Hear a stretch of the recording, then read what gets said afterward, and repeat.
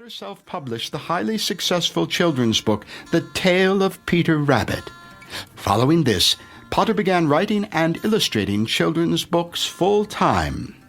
In all, Potter wrote 30 books, the best known being her 23 children's tales.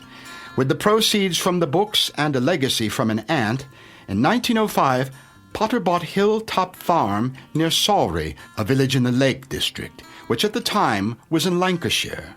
Over the following decades, she purchased additional farms to preserve the unique hill country landscape.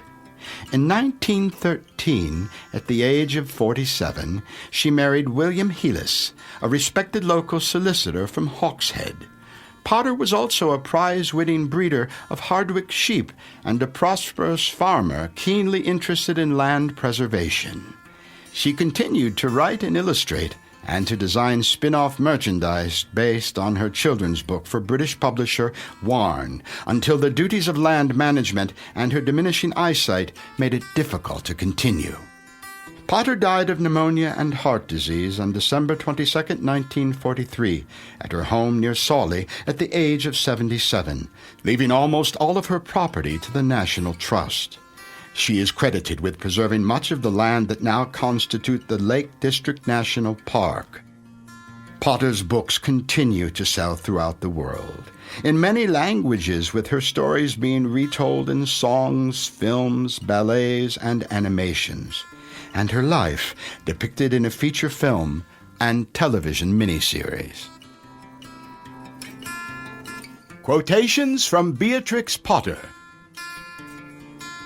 There is something delicious about writing the first words of a story. You never quite know where it will take you. I hold that a strongly marked personality can influence descendants for generations. Thank goodness I was never sent to school. It would have rubbed off some of my originality. I cannot rest. I must draw, however poor the result, and when I have a bad time come over me, it is a stronger desire than ever. All outward forms of religion are almost useless, and are the causes of endless strife. Believe there is a great power silently working for all things that are good. Behave yourself, and never mind the rest. I remember I used to half believe and wholly play with fairies when I was a child.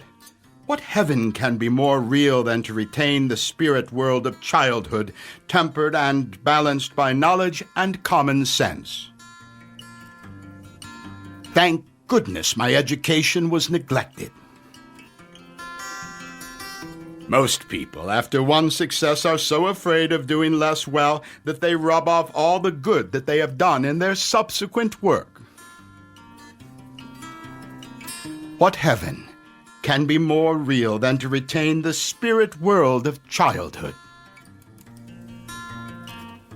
I hold an old-fashioned notion that a happy marriage is the crown of a woman's life. I fear that we will be obliged to leave this particular pudding. With opportunity, the world is intensely interesting. I am, of course, aware that these little books I write don't really last very long, even if they are a success at the time. If I have done anything, even a little, to help children enjoy honest, simple pleasures, I have done then a bit of good. One place suits one person. Another place suits another person. For my part, I prefer to live in the country. There was one particular story in the paper about a week or so ago. A gentleman had a favorite cat whom he taught to sit at the dinner table, where it behaved very well. He was in the habit of putting any scraps he left onto the cat's plate.